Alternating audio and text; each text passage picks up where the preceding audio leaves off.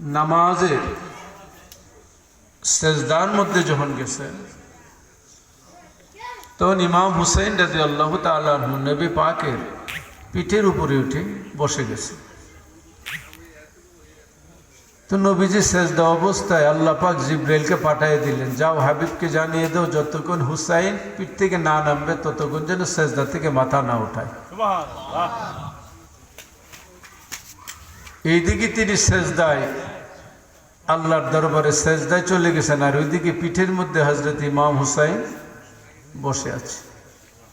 হুজুর তাসবিহ পড়তেছেন, আমরা সেজদার মধ্যে কি পড়ি? সেজদার মধ্যে কি বলি? সুবহান রাব্বিয়াল আলা। 3 বার 5 বার 7 বার পড়ি। নবীজি পড়তেছেন আর সংখ্যা গণতেছেন, গণতে গণতে গণনা করতে করতে 72 মর্তবা যখন গণনা শেষ হলো তখন ইমাম হুসাইন নেমে গেছে।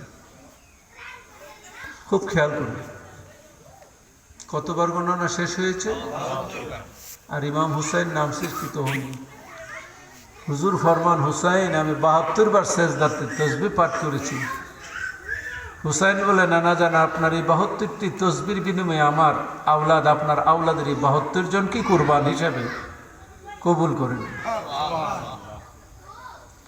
তো নবীজি সেজদা অবস্থায় ইমাম হুসাইন সহ 72 জন আওলাদ ওই দিনই কবুল হয়ে গেছে। প্রতিটি সেজদায় তাসবিহর বদলতে একজন করে আহলে বাইত শাহাদত বরণ। 72 বার তাসবিহর বদলতে 72 জন আহলে বাইতের শাহাদত হয়েছে। রাসূল পাক সাল্লাল্লাহু আলাইহি সাল্লাম দুনিয়া থাকা অবস্থায় এই এলান করেছে। হুজুরে পাকের ডান কুলে হুজুরে পাকের সন্তান হযরত সাইয়্যিদানা ইব্রাহিম, নবীজির 4 সন্তান, এক সন্তানের নাম ছিলেন, আওলাদের নাম ছিলেন হযরত সাইয়্যিদানা ইব্রাহিম। মারিয়া কিপ্তিয়া রাদিয়াল্লাহু তাআলা আনহার ঘরে যে সন্তান জন্ম নিয়েছিলেন তিনি ছিলেন হযরত ইব্রাহিম। ডান রানের মধ্যে ইব্রাহিম, বাম রানের মধ্যে, ডান রানের মধ্যে হুসাইন, বাম রানের মধ্যে ইব্রাহিম। একদিকে নাতি আর একদিকে সন্তান। দুইজনকে দুই হাতে ডান গালে একবার বাম গালে একবার চুমু দেয়। এমন সময় আল্লাহ জিব্রাইলকে পাঠায় বলে, আমার দোস্তকে বলো দুইজন থেকে একজনকে সিলেক্টেড করবে, কাকে রাখবে কাকে ছাড়বে। দুইজনকে একসাথে রাখতে পারবে না, এটা আমার পছন্দ হয় না, একজনকে রাখতে হবে। আপনি একজনকে নির্বাচন করেন, কাকে রাখবেন। হুজুর জিব্রাইলকে ডাক দিয়ে বলেন, জিব্রাইল যাও আমার আল্লাহর দরবারে সালাম আরজ করে বলো আমি আমার হুসাইনকে আমার কাছে রাখলাম, আমার সন্তান ইব্রাহিমকে আমি কুরবান দিয়ে দিলাম। কতটা মহব্বত ছিল, মহব্বত কি পরিমাণ ছিল। আর একটু সামনে আসে, না না আমি কথা বলতেছি, সামনে আসছে, কথার সামনে আর কি, আরো সামনের দিকে। হুজুর সরকারে দো আলম সাল্লাল্লাহু আলাইহি সাল্লাম তাবুক থেকে ফিরে আসছেন। যুদ্ধের ময়দানে দীর্ঘ সময় যুদ্ধ করেছেন, তাবুক থেকে ফিরে আসছেন। দীর্ঘ লম্বা সময় ছিলেন যুদ্ধে, এত লং টাইম যুদ্ধে হুজুর থাকেন না, এত লম্বা সময় যুদ্ধ করে হুজুর ফিরতেছেন। যুদ্ধের ময়দানে গেলে কি অবস্থা হয় এটা তো আপনারা জানেন। যুদ্ধের ময়দান থেকে ফিরতেছেন, ফিরতে ফিরতে ঠিক মদিনাতে যখন পৌঁছে গেলেন সাহাবে কেরামের মধ্যে একটা আনন্দের জোয়ার এসে গেল। সাহাবে কেরামের মধ্যে একটা আনন্দের বন্যা এসে গেল। নবী পাক সাহেবে লাউলাক সাল্লাল্লাহু আলাইহি সাল্লাম চলে আসছেন মদিনাতে। সাহাবীরা অস্থির। হুজুর মদিনা শরীফে এসে হুজরা শরীফে প্রবেশ করবেন। রওজা পাক যেখানে মসজিদে নববী, এখানে নবীজি রওজা, এখানে হুজরা শরীফ। মদিনার গলিতে প্রবেশ করে ডান দিকে গেলে হুজরা শরীফ, বাম দিকে গেলে মা খাতুনে জান্নার বাড়ি। হুজুর কোন দিকে যাবেন আপনারা বলেন? আপনি কোথাও থেকে যদি দীর্ঘ সময় করে বাড়িতে আসেন, আপনি প্রথম কোথায় যাবেন? আপনার নিজ বাড়িতে যাবেন না কোনো অন্য বাড়িতে যাবেন? তো সাহাবায়ে কেরামের ধারণা হুজুর নিজের ঘরে যাবেন, হুজরা শরীফে যাবেন। ডান দিকে না গিয়ে হুজুর বাম দিকে মুড় ফিরে দিলেন। সাহাবায়ে কেরাম অবাক, তাকিয়ে রইলেন, ঘটনা কি? এটা কোন দিকে যাচ্ছেন নবীজি?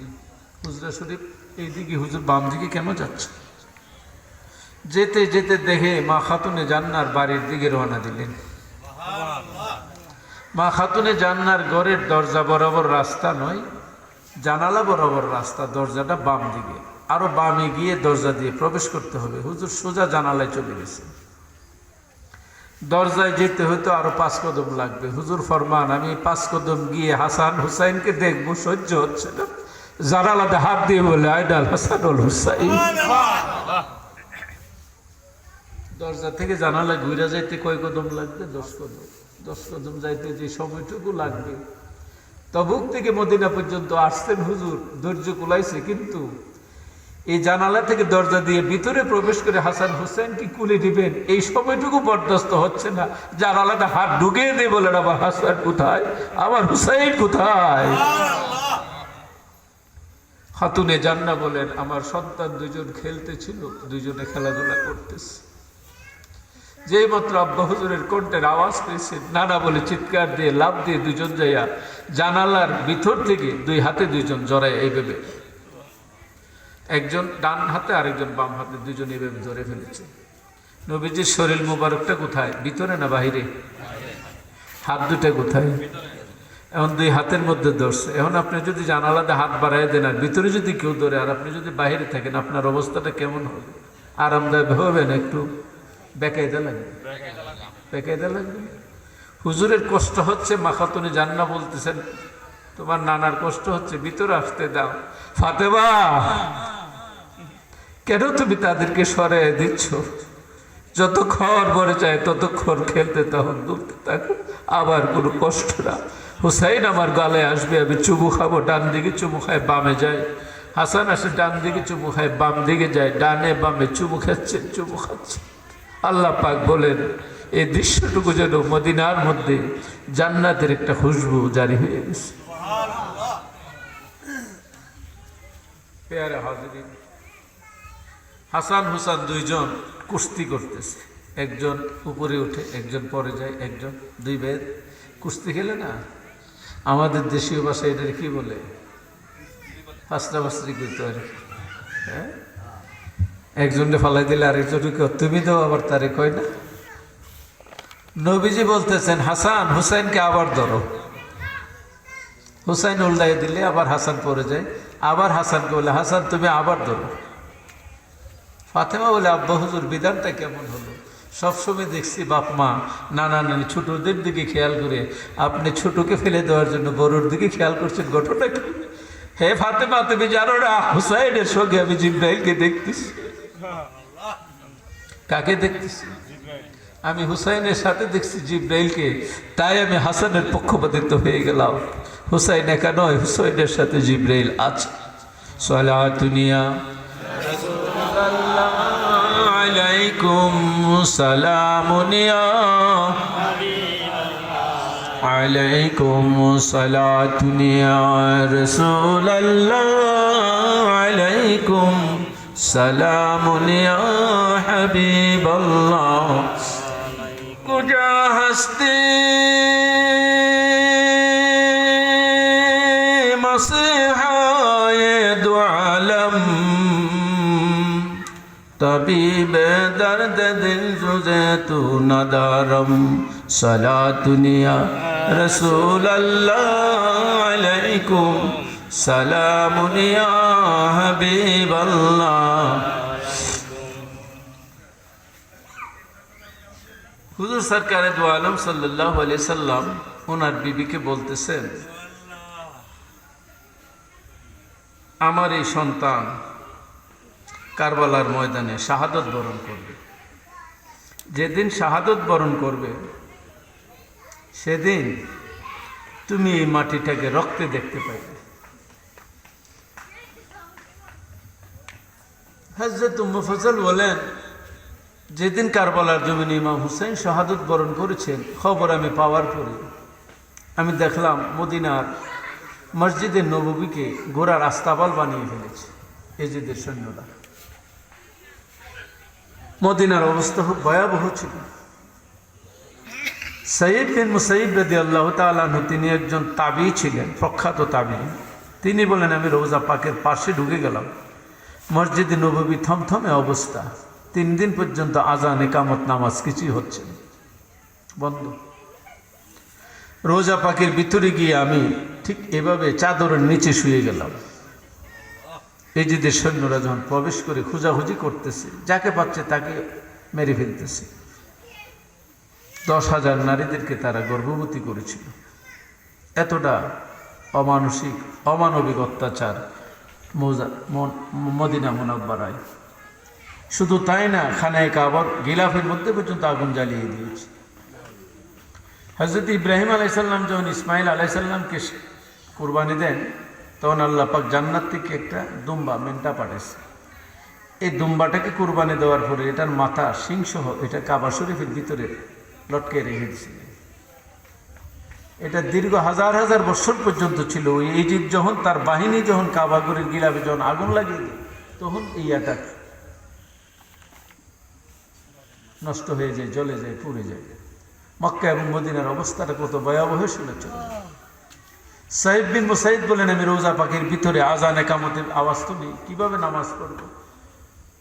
হঠাৎ করে শুনতে পাচ্ছি রোজার ভিতরে আজান এবং একামতের আওয়াজ আসতেছে।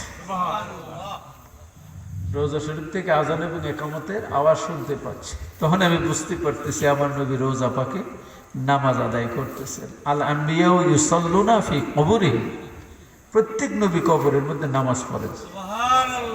ওয়া ইউসাল্লুনা কামা ইউসাল্লুনা ফি বুয়ুতিহিম, যেমনি ভাবে তারা ঘরে নামাজ আদায় করেন, তেমনি ভাবে তারা রোজা পাকেও নামাজ আদায় করেন। তো যারা নামাজ আদায় করেন তারা কি আপনি মৃত বলবেন না জীবিত বলবেন? তারা কি ধ্বংস হয়ে গেছে, মিশে গেছে, না আছে? আইয়াতুহান নাফসুল মুতমাইন্না ইরজি, আল্লাহ পাক বলছেন, হে নফসে মুতমাইন্না, তোমরা চলে আসো। নফসে মুতমাইন্না যেটা পবিত্র আত্মা, সেটাকে আল্লাহ পাক বলছেন ইরজি ইলা রাব্বিক, তোমার প্রভুর দিকে চলে আসো। এই কথা বলে না তুমি কবরস্থানের দিকে যাও। আল্লাহ পাক কি বলছেন? হে পবিত্র আত্মা, তুমি তোমার রবের দিকে ফিরে আসো। ফিরে আসো, লুট না, ফিরে আসা মানে কি? এখন আমি আসছি কোথায়? রুটিতে। আমার বাড়ি কোথায়? কর্মমঠ। এখন আমি কর্মমঠ যখন যাবো, আমাকে যখন কর্মমূর্তে ফোন দিবে, তখন কি বলবে? যে ফিরে আসেন, চলে আসেন। না এই কথা বলবেন যে চলে যাও? কি বলবেন? ফিরে আসেন। তাহলে ফিরে আসেন কোথায় যায়? যেখান থেকে আগমন ওইখানে ফিরা হয়। আল্লাহ পাক বলেন ইরজি ইলা রাব্বিক, তুমি তোমার প্রভুর দিকে ফিরে আসো। তাহলে বোঝা গেল প্রত্যাবর্তন প্রভুর দিকে, আসছেও তো প্রভু থেকে, নাকি? সংক্ষিপ্ত ছোট ছোট কথাগুলো মনোযোগ দিলে আশা করি আপনাদের অনেক সমাধান হয়ে যাবে। অনেক এই বর্তমান যুগের বিভিন্ন মাসালার অনেকগুলা সমাধান হয়ে যাবে, অনেকগুলা ভুল ভেঙে যাবে, অনেকগুলা ধোঁকা থেকে বেঁচে যাবে। বর্তমান যুগে যে অবস্থা, ইরজি, তুমি ফিরে আসো তোমার প্রভুর দিকে, তোমার রবের। আল্লাহ পাকের অসংখ্য নাম আছে, রহমান, রাহিম, আরও নাম আছে, কাহার, জব্বার, মুনতাকিম, জালালি নাম। জালালি নামগুলা গাজাবি পাওয়ার যেগুলার মধ্যে, আজাবি নাম যেগুলা, আল্লাহ এই কথা বলে নাই যে তুমি তোমার মুনতাকিমের দিকে, আজাবের দিকে ফিরে আসো, জব্বারের দিকে ফিরে আসো, কাহারের দিকে ফিরে আসো। কারণ এই কথা বলে না। কাহার, জব্বার, মুনতাকিম এগুলো জালালি। আর রব হচ্ছে ঠান্ডা, একবারে নরম। মা যেমন সন্তান ভয় পাইলে মার কুলে ফিরে আসলে আর কোনো ভয় থাকে না। আল্লাহ কয় এর যে এলা রব্বিক, তোমার প্রভু রবের দিকে চলে আসো, কোনো ভয় নাই। তোমার রব তোমাকে আজাব দিবে না, শান্তি দিবে, নিয়ামত দিবে। আমরা আগে ছিলাম কার কাছে? রবের কাছে ছিলাম না? আমরা আগে আলমে আরো একটা জগতে ছিলাম। কোথায় ছিলাম? রুহের জগতে। রুহের জগৎ থেকে আমাদেরকে ট্রান্সফার করছে, হুকুম করছে চলে যাও। রুহের জগৎ থেকে আমরা চলে আসছি মার গর্ভে। তাহলে একটা জগৎ থেকে আরেকটা জগতে চলে আসছি। প্রথম ছিলাম কোন জগতে? আলমে আরওয়াহ, রুহের জগতে। রুহের জগৎ থেকে চোতায় আসলাম মার রেহেমের মধ্যে, মার গর্ভে। এটা আরেকটা জগৎ। এখানে কিছুদিন বিশ্রাম নিলাম। বিশ্রামের সময়সীমা যখন শেষ হয়ে গেল, আল্লাহকে বেরিয়ে যাও, আবার বেরিয়ে আসলাম। কোথায়? দুনিয়াতে। 50, 60, 70, 80, 90, 100 যা যেমন আল্লাহ পাক পছন্দ ওনার। এখানে থাকার পরে আল্লাহ পাক বলেন যাও, ট্রান্সফার হয়ে যাও। কোথায়? কবরে। মালাকুল মউত কবজ করেছে, কবরে নিয়ে গেছে। এবার কবর থেকে আবার হুকুম হলো চলে আসো ময়দানে মাহাশর। ইসরাফিল সিংহা ফুঁক দিয়েছে আর হাসরের ময়দানে হাজির।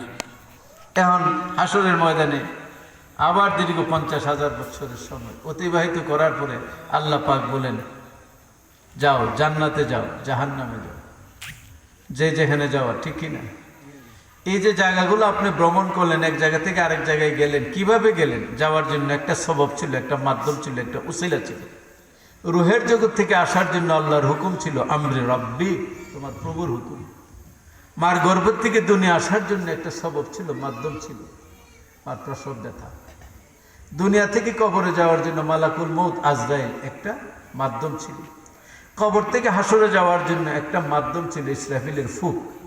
হাসরের ময়দানে 50,000 বছর অতিবাহিত হওয়ার পরে আরেকটা মাধ্যম সাফায়েতে মোস্তফা জান্নাত নসিব করে দিলেন। আর যদি সাফায়েতে মোস্তফা নসিব না হতো, আরেকটা জায়গা আছে, সেটা কোনটা? জাহান্নাম। এটা নিচে না উপরে? জাহান্নাম কোন দিকে? না উপরে? বলেন তো, জাহান্নাম কোন দিকে? নিচে, আর জান্নাত উপরে। আমার বহুদিন আগের একটা কথা মনে হয়ে গেছে, জাহান্নাম এবং জান্নাত দুই জায়গায় দুইটা, ঠিক কিনা? আল্লাহ পাক জান্নাতের জন্য জান্নাতীদেরকে জান্নাতের ব্যবস্থা করেছে। আমরা কোনো মাধ্যম ছাড়া, ওসিলা ছাড়া আল্লাহকে পাওয়া যাবে না। যাবে না?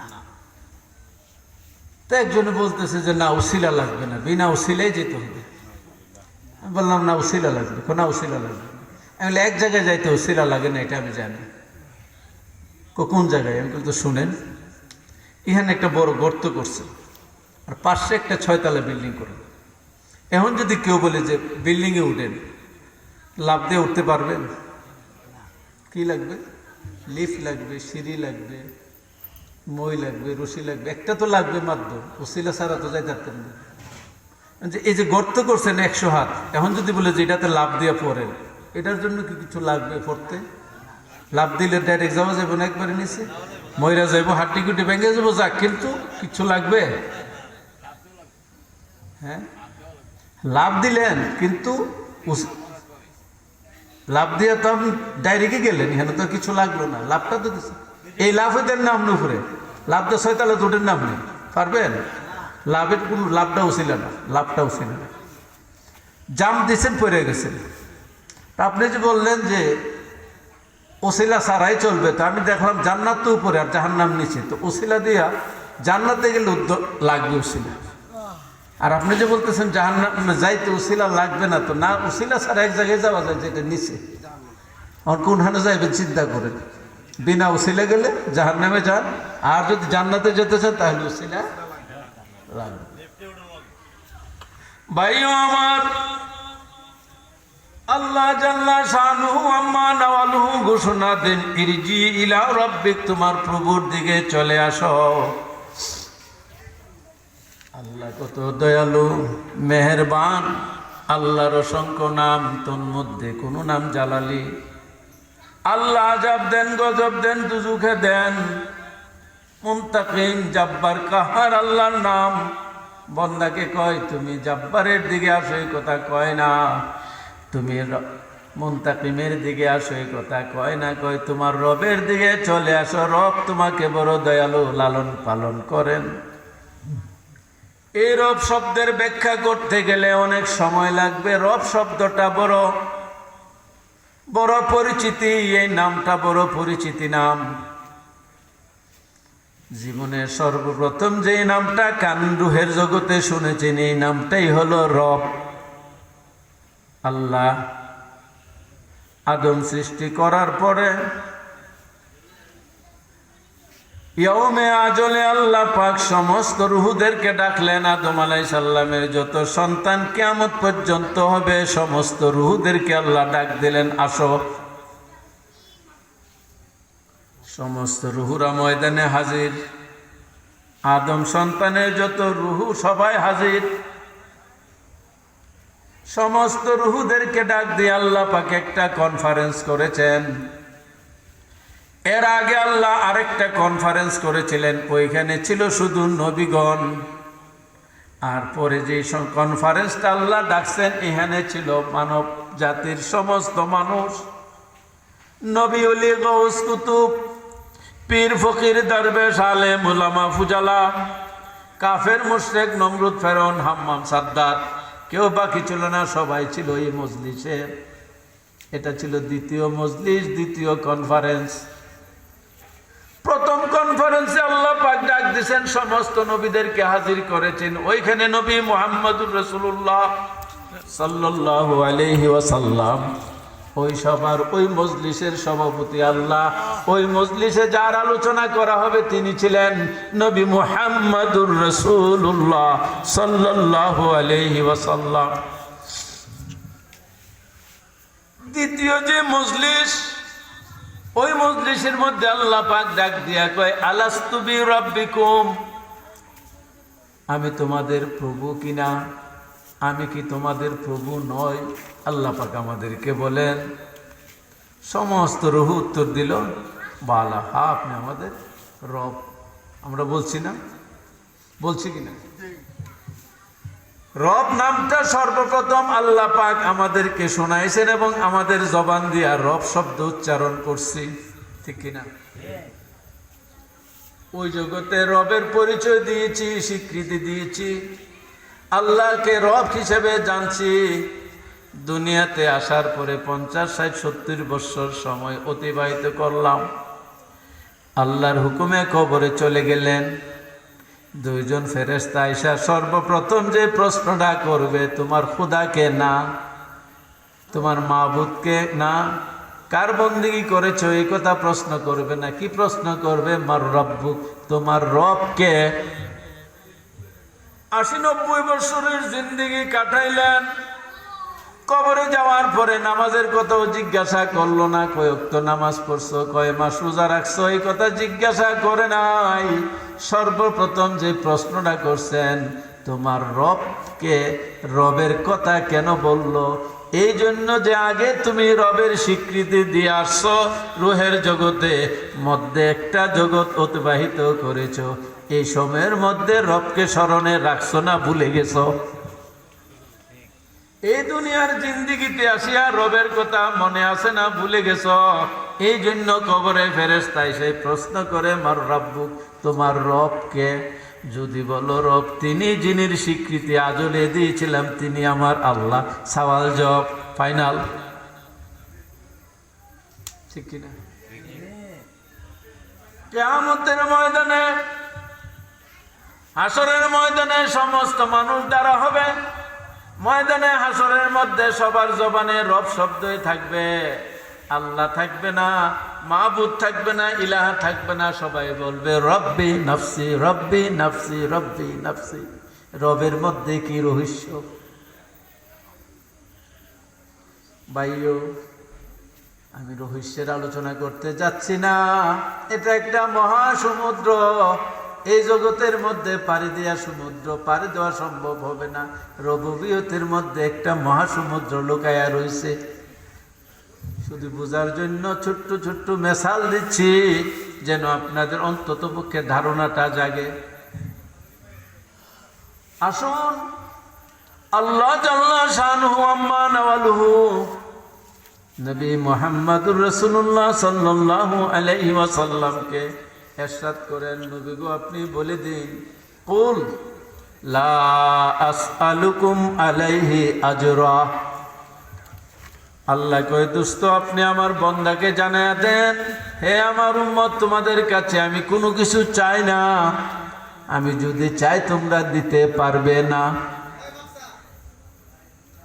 এখন যদি আল্লাহ আমাদের কাছে কিছু চাই, আমরা কি দিতে পারবো? পারবেন? আমি যদি আপনার কাছে কিছু চাই, আপনি আমারে দিতে পারবেন, ঠিক কিনা? আল্লাহ যদি কিছু চাই যে তুমি আমাকে কিছু দাও, সম্ভব? বদলা এখন যে আমরা বসবাস করতেছি, শ্বাস টানতেছি না, হাসপাতালে বহু রুগীরা যায় দেখেন অক্সিজেন লাগিয়ে রাখছে, আসেনি? 3 দিন 4 দিন 10 দিন থাকার পরে আইসিইউতে বাইর করার পরে বিল উঠে একটা, শ্বাস প্রশ্বাস সহজ টানার জন্য আইসিইউতে বিল আসে না, কত লক্ষ লক্ষ টাকা আসে। একটা রোগীর তলে মাসে দেখা গেছে 20 লাখ টাকা বিল এসে গেছে। এই পরিমাণ বিল যদি আমাদের জন্য আল্লাহ পাঠায়, জিব্রা কোনো ফেরেশতারে, যাও বান্দা দুনিয়াতে আমার বাতাস নিয়েছে, এই শ্বাস প্রশ্বাসের জন্য আমাকে 1 বছরের বিল দিতে বলো। বান্দার সারা জিন্দেগির সব কিছু যদি বিক্রি করে, আল্লাহর কিছুই দেওয়া সম্ভব না। আল্লাহ কয় আমি যদি চাই দিতে পারবে না।